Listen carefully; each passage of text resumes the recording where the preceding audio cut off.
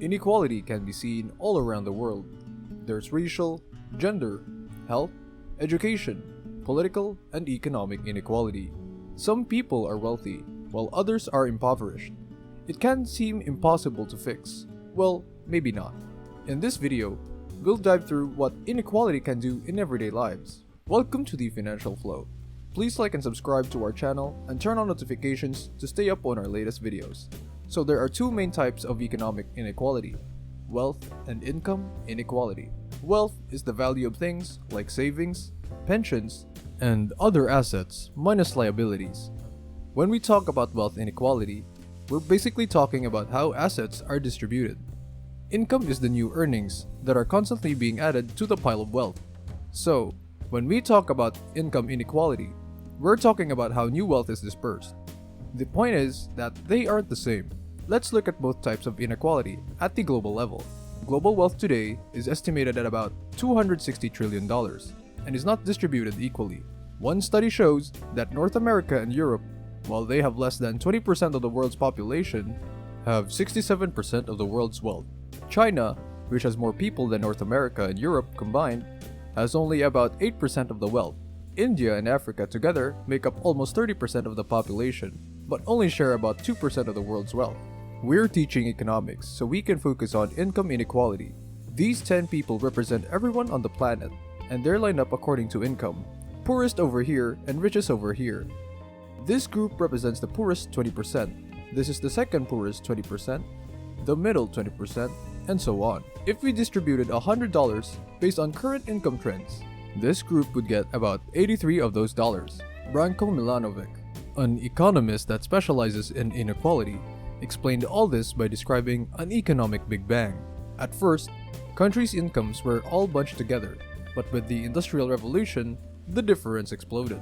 It pushed some countries forward onto the path to higher incomes, while others stayed where they had been for millennia.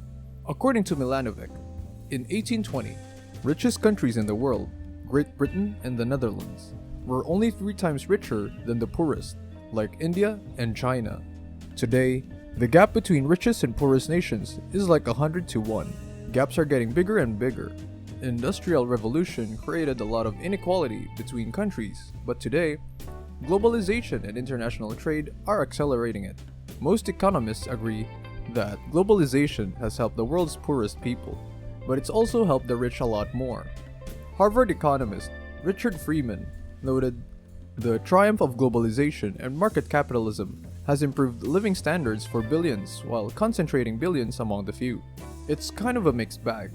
Very poor are doing a little better, but the very rich are now a lot richer than everyone else. There are other reasons inequality is growing. Economists point to something called skill-biased technological change. Jobs created in modernized economies are more technology-based, generally requiring new skills. Workers that have the education and skills to do those jobs thrive, while others are left behind. So in a way, technologies become a complement for skilled workers, but a replacement for many unskilled workers. Result is an ever-widening gap between not just the poor and the rich, but also the poor and the working class. As economies grow and manufacturing jobs migrate overseas, low-skilled workers will become more prevalent. Only jobs available are low-wage and high-skilled, high-paying positions. People with few skills fall behind in terms of income. In the last 30 years in the US, the number of college-educated people living in poverty has doubled from 3% to 6%, which is bad. And then consider that during the same period, the number of people living in poverty with a high school degree has risen from 6% to a whopping 22%. Over the last 50 years, the salary of college graduates have continued to grow, while after adjusting for inflation, high school graduates' incomes have dropped. It's a good reason to stay in school. There are other reasons the income gap is widening: reduced influence of unions, tax policies that favor the wealthy, and the fact that somehow it's okay for CEOs to make salaries many times greater than those of their employees.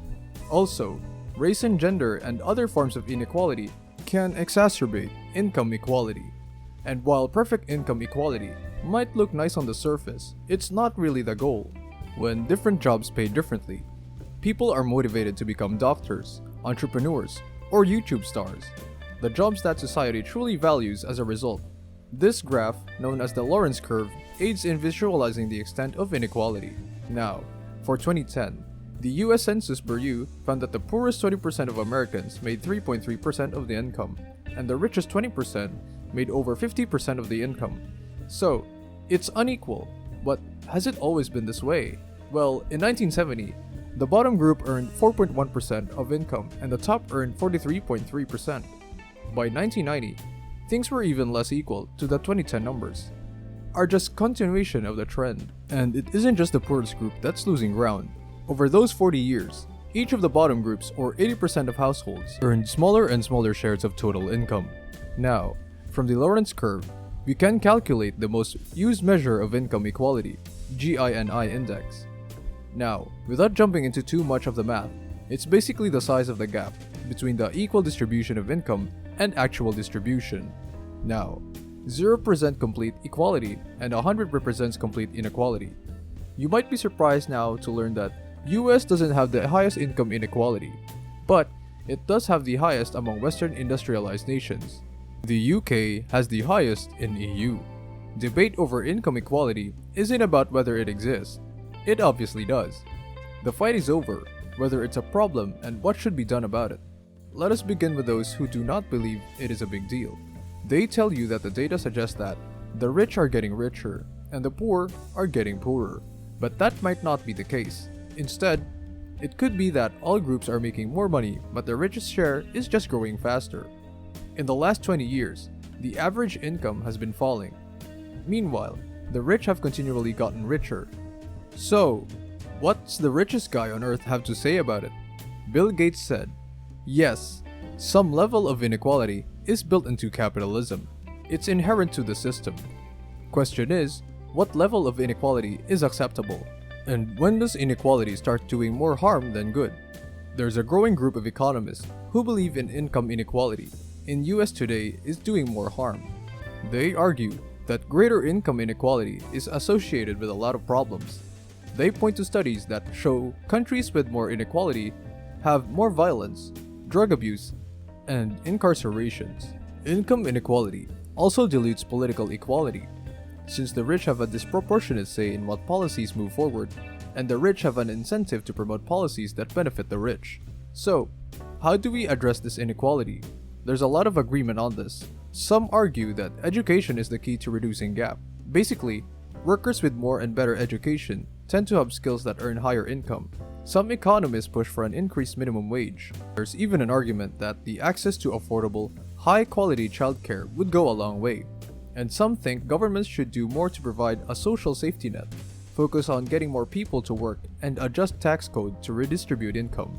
Some economists call for the government to increase income taxes and capital gains taxes on the rich. Income taxes in US are already somewhat progressive, which means that there are tax brackets that require the rich to pay a higher percent of income.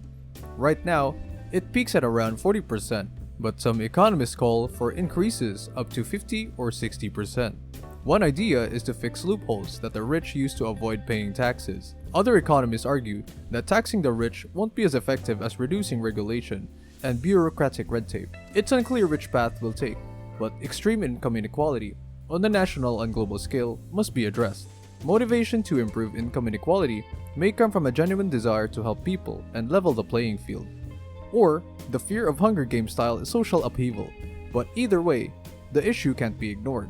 Even Adam Smith, the most classical of classical economists, said, "No society can surely be flourishing and happy of which the far greater part of the members is poor and miserable." Thanks for watching. Don't forget to leave a like and subscribe to our channel for more content like this. Have a good one.